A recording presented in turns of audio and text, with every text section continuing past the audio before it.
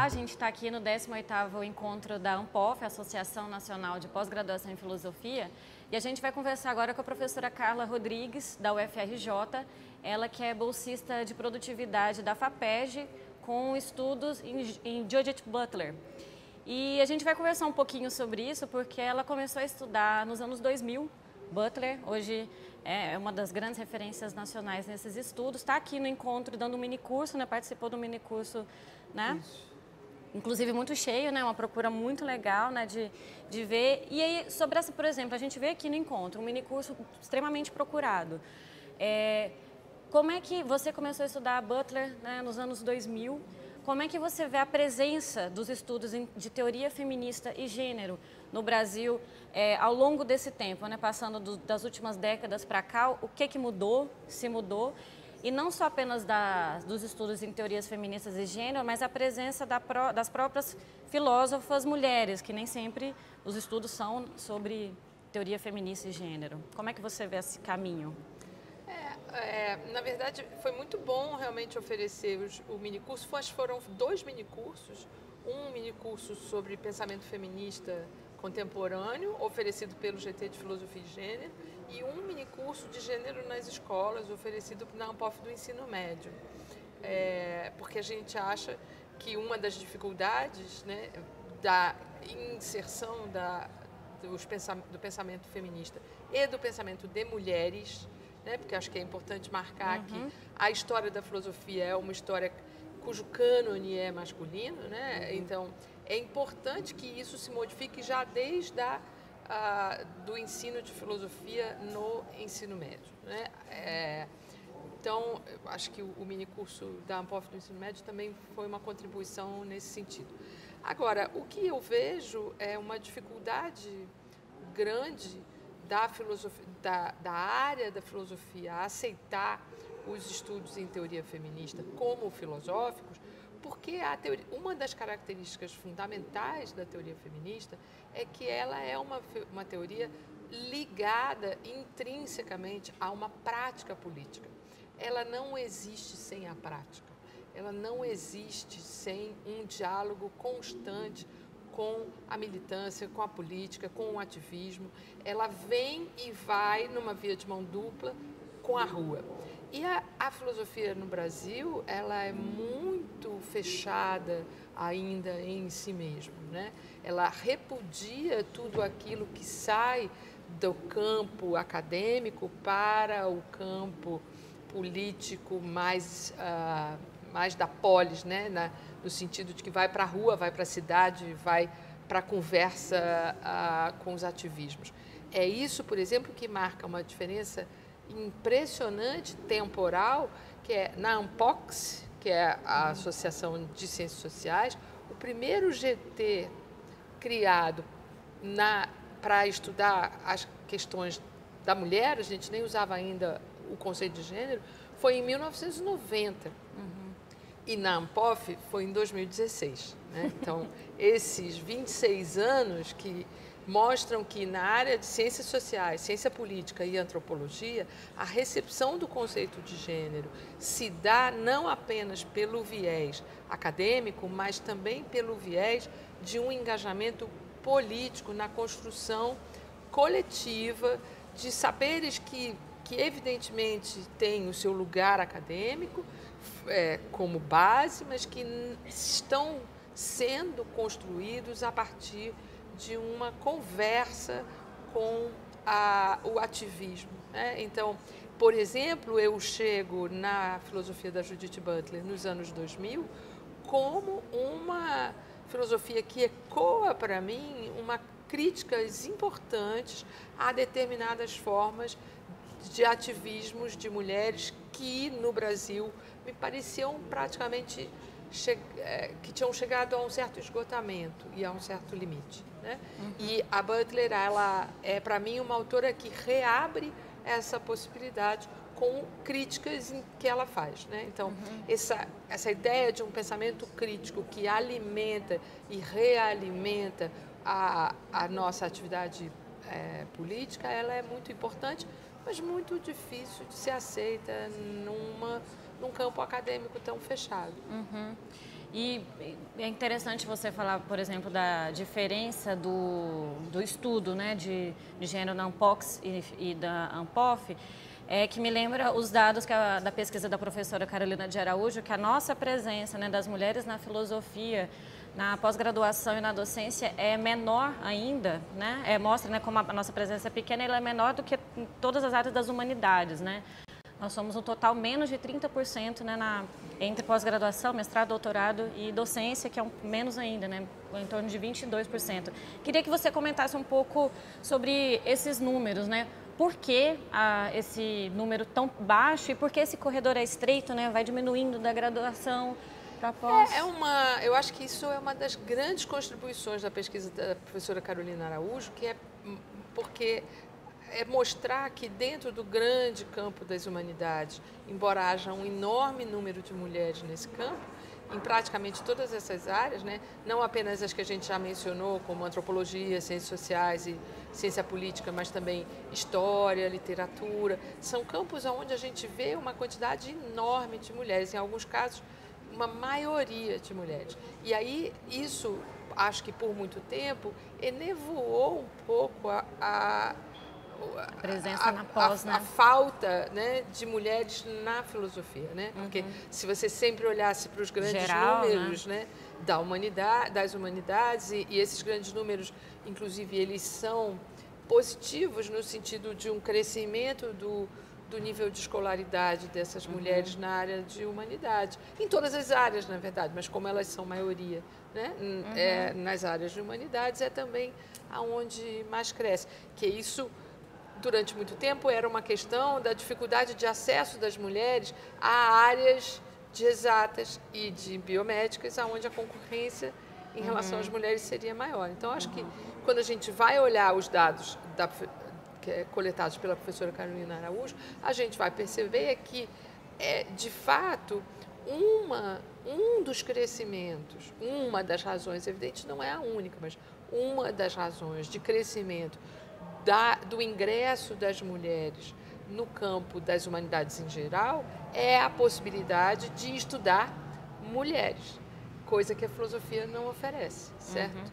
Então, tanto que há um certo momento, já nesses outros campos, se faz a crítica, uma crítica necessária, de que os estudos de gênero ficassem como estudos regionais e nunca alcançassem um estatuto de antropologia ou ciência social ou ciência política, né? Quer dizer, seria uma sub-área dentro da grande área das questões universais, né? Acho que esse é um aprendizado que a gente pode ter no campo da filosofia, que é não repetir esse erro, né? Não repetir o equívoco de circunscrever a filosofia feminista a uma sub-área, né? Quando a gente faz filosofia política, a gente pode fazer filosofia política com autoras mulheres, com autoras feministas, com pensadoras que nos ajudam a pensar, sim, questões universais. Dentro dessas questões está também a questão do gênero. E aí também em relação a isso, quando a gente pensa os cânones, né? Por exemplo, Aristóteles, Kant, Nietzsche, como eles falam, né, de mulheres dentro da obra deles. Claro, não vamos negar, né? Não vamos negar os cânones, mas o que a gente faz com esses textos, com esses autores que falam dessas mulheres? A gente enfrenta, passa por cima? Como é que você vê o estudo, a abordagem desses autores em relação às mulheres nesses textos? Eu acho que muitos desses autores, eles não tiveram, naquele momento, interlocuções, né?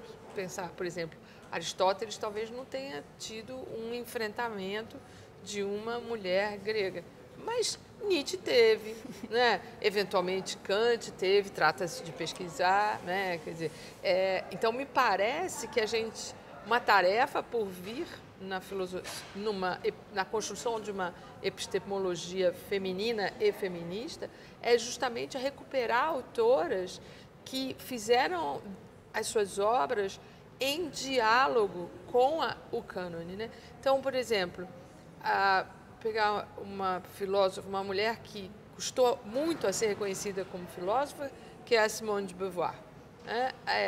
A Simone de Beauvoir, ela não teria escrito o que escreveu, como obra fundamental, que é o Segundo Sexo, se não tivesse escrito em diálogo com a filosofia do seu tempo. Então, ela escreveu em diálogo com Sartre, mas ela também escreveu em diálogo com os leitores de Hegel franceses, ela também escreveu em diálogo com os colegas, né, pessoas que eram contemporâneas dela, né, como, enfim, esses leitores de Hegel a que eu estou me referindo, por exemplo, o Kojève, né, que é uma leitura de Hegel muito importante na França daquele momento. Então, do mesmo jeito que ela fez isso, outras mulheres fizeram, e essas outras mulheres são invisíveis na história da filosofia, né? Silenciadas. Mas trata-se de trazê-las, né, trazê-las para a conversa, né? Pesquisar, né? É uma coisa colocar nas bibliografias. É uma coisa que eu tenho dito muito em defesa, inclusive, da recuperação de uma certa potência de um pensamento feminista brasileiro, é que a gente não faz bibliografia na livraria, né? A gente não constrói a nossa bibliografia na banca de lançamentos da livraria, né? A gente constrói a nossa bibliografia pesquisando. É parte do nosso campo de pesquisa. Trabalho. Bom, só para encerrar, é difícil a gente não falar nesse tempo que a gente está vivendo, estudando o que a gente estuda. Me veio aqui a presença da Butler no ano passado no Brasil, né, onde fizeram Bruxas e queimaram. Foi talvez um dos momentos mais tensos que antecedeu, né, o que a gente está vivendo agora. Eu queria que você comentasse um pouco isso, como você acha, e até pensando um pouco também nas mulheres que estudam, mulheres na filosofia que estudam isso. Como é ser mulher na filosofia, estudar esses temas e como a gente continuar fazendo isso nesses tempos que é parecido cada vez de mais polarização, de mais ódio e ataque, né? As mulheres é o que a gente faz. Então, uma coisa muito interessante em relação a essa vinda da Judith Butler no Brasil em 2017 é que ela já tinha vindo em 2015. E ela tinha feito um seminário do qual eu também tive a oportunidade de participar, no SESC da Vila Mariana. E esse seminário de 2017 foi no SESC Pompeia. No SESC da Vila Mariana, em 2015, havia 10 pessoas na porta fazendo um protesto. O que aconteceu no Brasil entre 2015 e 2017 para que em 2017 uma rede digital imensa tenha sido mobilizada para colher assinaturas contra a vinda dela no Brasil e a vida dela tenha sido ameaçada, no sentido, inclusive, de que ela... Físico mesmo, né? Ela só veio depois de receber garantias de que haveria um esquema de segurança que foi garantido pela Procuradoria-Geral, pela representação da Procuradoria da República do Estado de São Paulo. Ela teve que andar com segurança, com um modelo de segurança de chefe de Estado nas ruas de São Paulo. Então, a pergunta é, o que aconteceu no Brasil? Porque nós que estamos estudando continuamos no mesmo campo, que é o campo do pensamento, o campo da reflexão crítica, o campo, inclusive, de uma filosofia política que quer pensar esse momento contemporâneo. Acho que é muito importante lembrar que o seminário que ela fez, que ela organizou e participou no SESC Pompeia, se chamava Os Fins da Democracia, portanto, era uma questão já posta para nós nesse contexto político que a gente está vivendo, mas não apenas para nós, para vários outros países do mundo, onde essa onda de extrema-direita parece estar varrendo de uma forma supostamente espontânea, mas que a gente sabe que não é tão espontânea assim. E antes do seminário, no primeiro dia dela no Brasil, em São Paulo, ela fez uma conferência falando de um lançamento de um livro que é originalmente de 2012, mas que foi lançado ano passado aqui pela Boitempo, que é o Caminhos Divergentes, que é uma crítica ao modelo de colonização, é uma crítica à violência de Estado de Israel em relação à Palestina. Se a gente pegar isso como uma chave de inteligibilidade para pensar os nossos problemas, a gente vai pensar nos nossos problemas, a gente vai encontrar nela elementos para pensar nos nossos problemas de colonização, nos nossos problemas de violência de Estado, que são problemas que a gente está enfrentando hoje, nesse momento e nesse contexto político que a gente está vivendo.